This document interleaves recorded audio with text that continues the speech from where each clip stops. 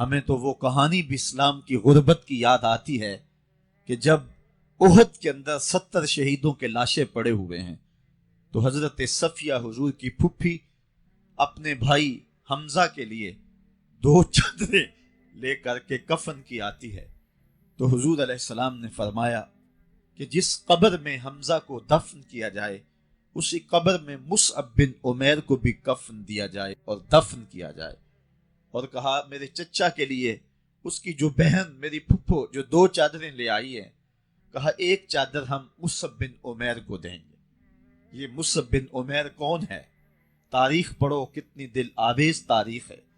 مکے میں ایک امیر ترین خاتون ہے جس کے بیٹے کا نام مصعب ہے، اور وہ اپنے بیٹے کو اتنا خوبصورت لباس پہناتی ہے اور اتنے خوبصورت خوشبو اور عطر اس کو لگاتی ہے کہ مصعب بن عمیر جن گلیوں سے گزرتے تھے دیر تک وہ گلیاں مہکتی رہتی تھی۔ لوگ کہتے تھے یہاں سے مصعب گزر کے گیا ہوگا اس لیے یہ گلیاں مہک رہی ہیں۔ اچھا، پھر مصعب پہ نظر پڑتی ہے میرے محمد عربی کی، تو مصعب بن عمیر حضور کی زلفوں کا اسیر ہو جاتا ہے۔ ماں کافرہ ہے، جب پتہ چلتا ہے تو اس کا لباس بھی چھین لیتی ہے، سہولتیں اور آسودگیاں بھی واپس لے لیتی ہے۔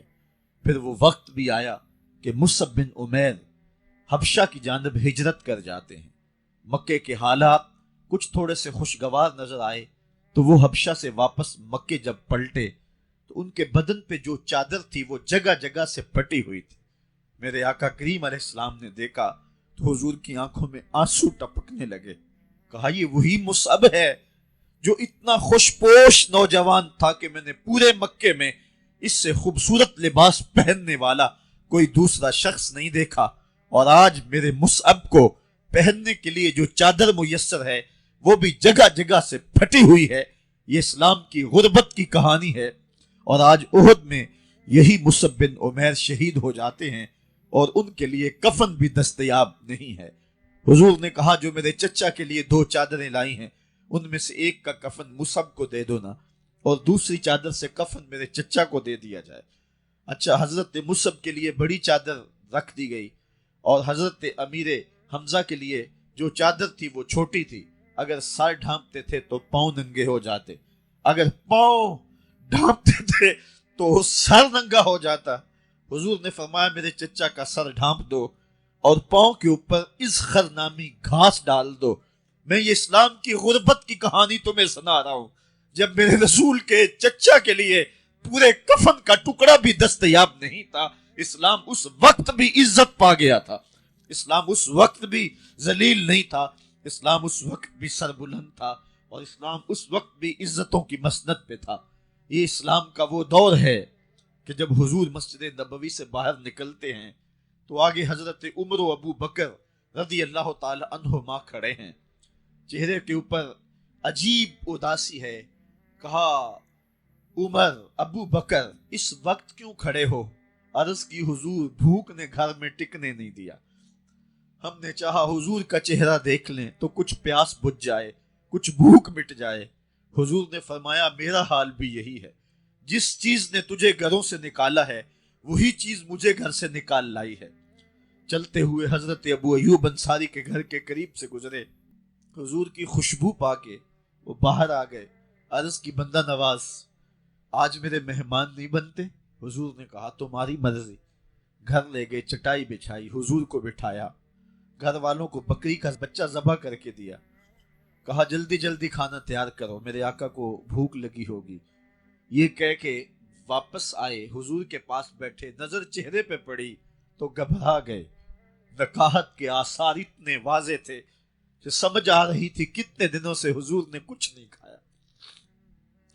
اٹھ کے باغ میں چلے گئے، کھجوروں کا خوشہ توڑا، حضور کے سامنے رکھا، کہا بندہ نواز جب تک کھانا تیار نہیں ہوتا یہ کھجوریں تناول فرمائیں۔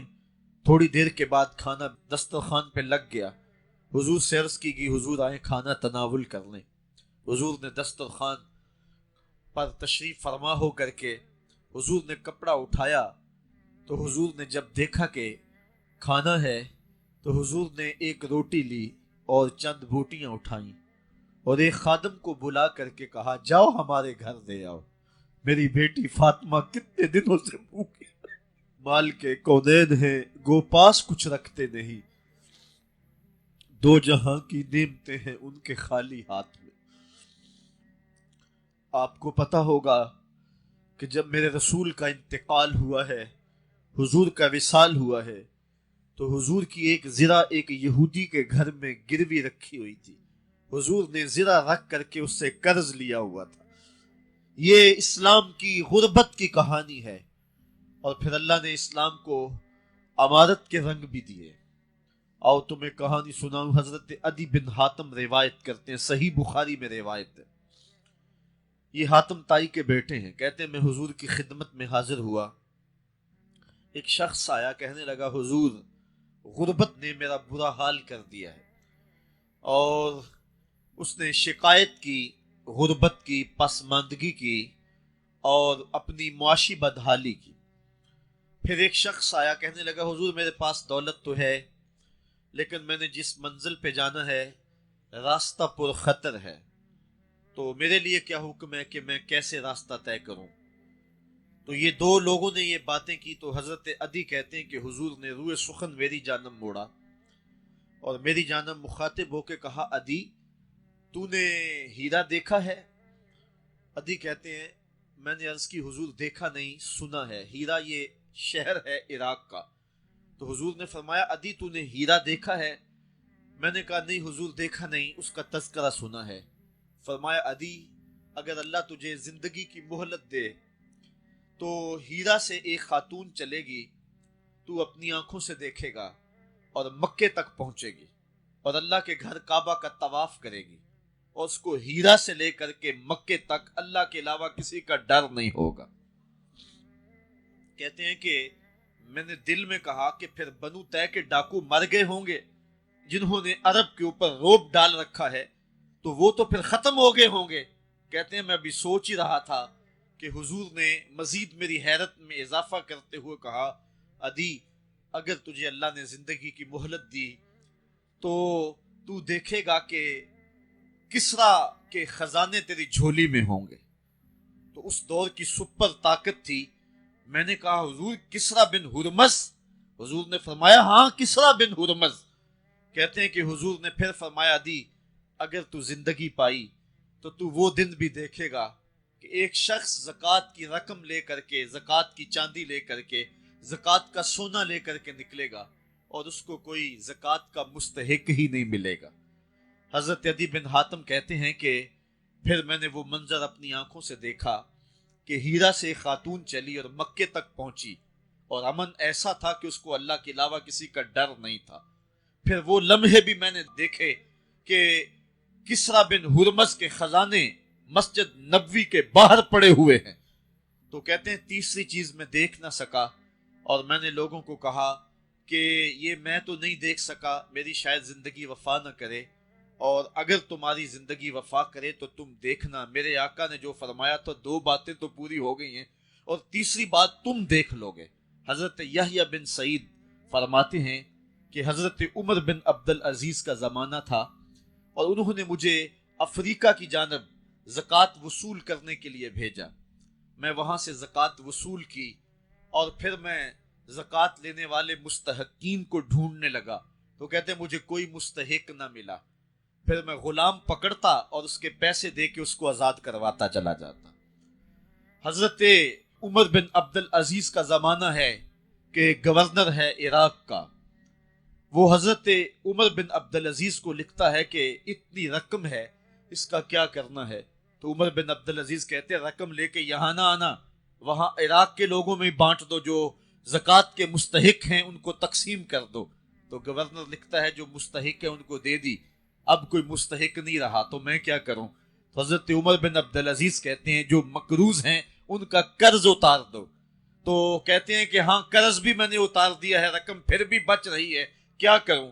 تو حضرت عمر بن عبدالعزیز نے پھر لکھا جو شخص شادی کرنا چاہتے ہیں ان کا حق مہر ادا کر دو۔